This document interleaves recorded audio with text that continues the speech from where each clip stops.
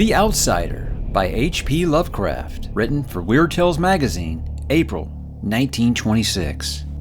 That night the Baron dreamt of many a woe, and all of his warrior guests, with shade and form, of witch and demon and large coffin worm, were long benightmared.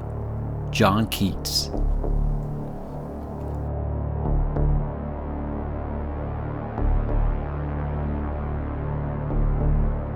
Unhappy is he to whom the memories of childhood bring only fear and sadness.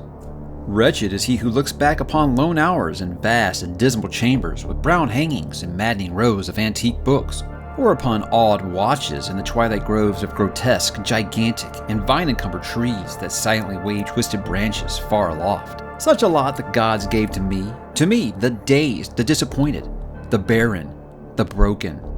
And yet I am strangely content, and cling desperately to those sear memories when my mind momentarily threatens to reach beyond to the other. I know not where I was born, save that the castle was infinitely old and infinitely horrible, full of dark passages and having high ceilings where the eye could find only cobwebs and shadows. The stones in the crumbling corridors seemed always hideously damp, and there was an accursed smell everywhere, as of the piled-up corpses of dead generations. It was never light, so that I used sometimes to light candles and gaze steadily at them for relief. Nor was there any sun outdoors, since the terrible trees grew high above the topmost accessible tower.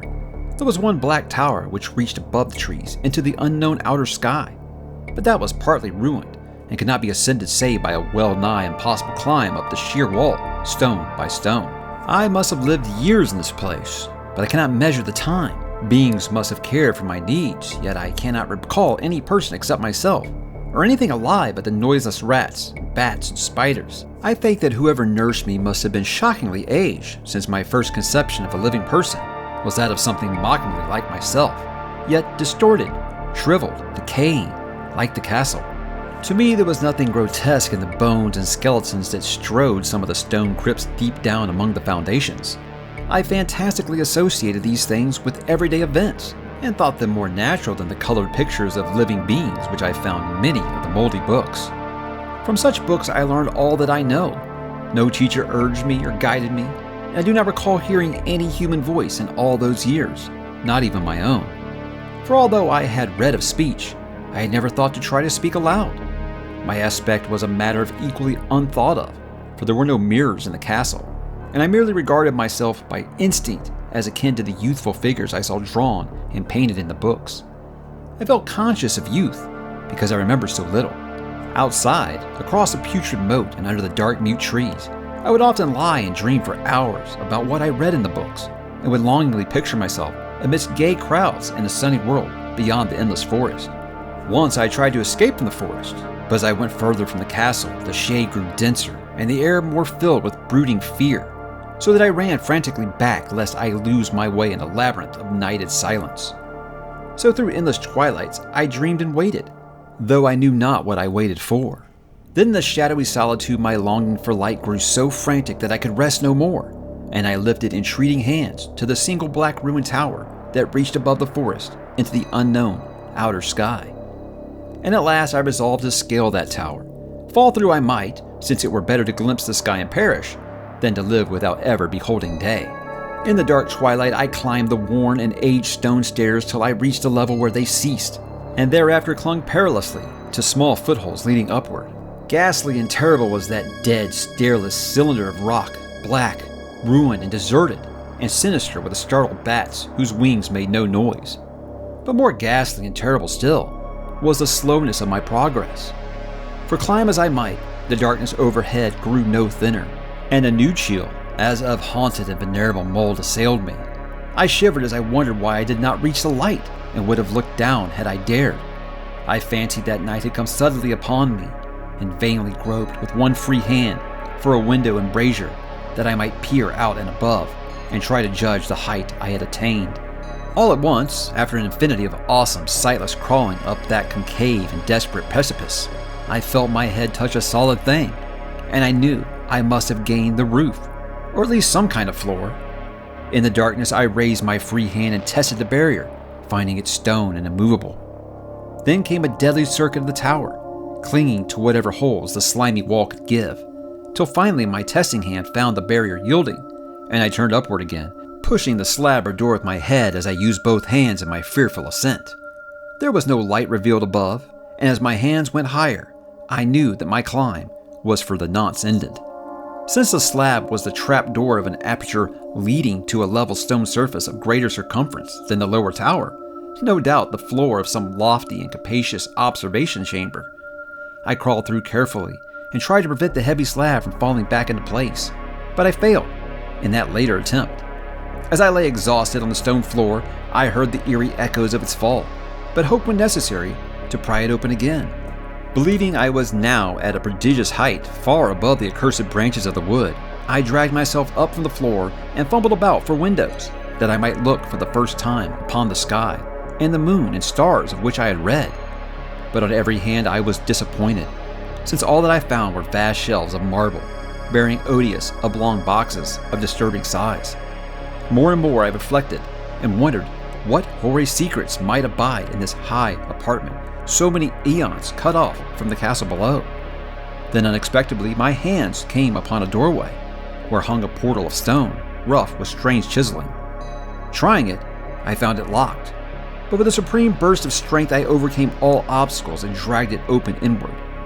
As I did so, there came to me the purest ecstasy I have ever known, for shining tranquilly through an ornate grating of iron and down a short stone passageway of steps that ascended from a newly found doorway was the radiant full moon, which I had never seen save in dreams and in vague visions I dared not call memories. Fancying now that I had attained the very pinnacle of the castle, I commenced to rush up the few steps beyond the door, but the sudden veiling of the moon by a cloud caused me to stumble, and I felt my way more slowly in the dark. It was still very dark when I reached the grating, which I tried carefully and found unlocked, but which I did not open for fear of falling from the amazing height to which I had climbed. Then the moon came out. Most demoniacal of all shocks is that of the abysmally unexpected and grotesquely unbelievable. Nothing I had before undergone could compare in terror with what I now saw, with the bizarre marvels that sight implied. The sight itself was as simple as it was stupefying, for it was merely this. Instead of a dizzying prospect of treetops seen from a lofty eminence, there stretched around me on a level through the grating nothing less than the solid ground, decked and diversified by marble slabs and columns, and overshadowed by an ancient stone church, whose ruined spire gleamed spectrally in the moonlight. Half unconscious, I opened the grating and staggered out upon the white gravel path that stretched away in two directions. My mind, stunned and chaotic as it was, still held the frantic craving for light, and not even the fantastic wonder which had happened could stay my course. I neither knew nor cared whether my experience was insanity, dreaming, or magic, but was determined to gaze on brilliance and gaiety at any cost. I knew not who I was, or what my surroundings might be, though as I continued to stumble along, I became conscious of a kind of fearsome latent memory that made my progress not wholly fortuitous. I passed under an arch out of that region of slabs and columns, and wandered through the open country, sometimes following the visible road, but sometimes leaving it curiously to tread across meadows where only occasional ruins bespoke the ancient presence of a forgotten road. Once I swam across a swift river where crumbling mossy masonry told of a bridge long vanished. Over 2 hours must have passed before I reached what seemed to be my goal, a venerable ivied castle in a thick woody park, maddeningly familiar, yet full of perplexing strangeness to me. I saw that the moat was filled in, and that some of the well-known towers were demolished, whilst new wings existed to confuse the beholder.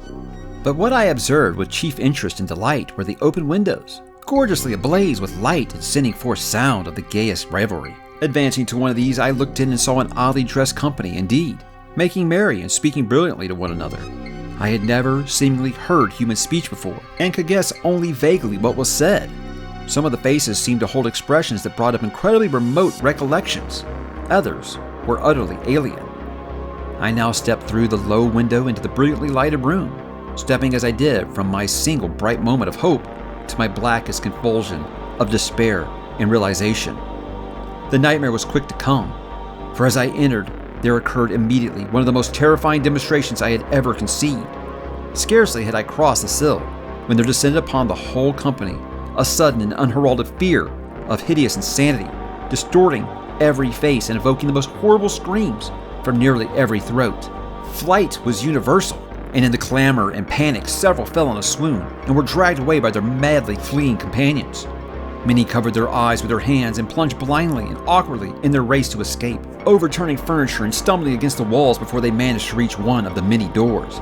The cries were shocking, and as I stood in the brilliant apartment alone and dazed, listening to their vanishing echoes, I trembled at the thought of what might be lurking near me unseen. At a casual inspection, the room seemed deserted, but when I moved toward one of the alcoves, I thought I detected a presence there, a hint of motion beyond the golden arched doorway leading to another and somewhat similar room. As I approached the arch, I began to perceive the presence more clearly, and then, with the first and last sound I ever uttered, a ghastly ululation that revolted me almost as poignantly as its noxious cause, I beheld in full, frightful vividness the inconceivable, indescribable, and unmentionable monstrosity which had by its simple appearance changed a merry company to a herd of delirious fugitives. I cannot even hint what it was like, for it was a compound of all that is unclean, uncanny, unwelcome, abnormal, and detestable. It was the ghoulish shade of decay, antiquity, and desolation, the putrid, dripping eidolon of unwholesome revelation, the awful bearing of that which the merciful earth should always hide. God knows it was not of this world, or no longer of this world. Yet to my horror I saw in its eaten away and bone-revealing outlines a leering, abhorrent travesty on the human shape, and in its moldy, disintegrating apparel an unspeakable quality that chilled me even more. I was almost paralyzed, but not too much to make a feeble effort toward flight, a backward stumble, which failed to break the spell in which the nameless, voiceless monster held me. My eyes, bewitched by the glassy orbs which stared loathsomely into them, refused to close, though they were mercifully blurred and shewed the terrible object but indistinctly after the first shock. I tried to raise my hand to shut out the sight, yet so stunned were my nerves that my arm could not fully obey my will. The attempt, however, was enough to disturb my balance, so that I had to stagger forward several steps to avoid falling. As I did so, I became suddenly and agonizingly aware of the nearness of the carrion thing, whose hideous hollow breathing I half fancied I could hear. Nearly mad, I found myself yet able to throw out a hand to ward off the foetid apparition which pressed so close, when in one cataclysmic second of cosmic nightmarishness and hellish accident, my fingers touched the rotting, outstretched paw of the monster beneath the golden arch.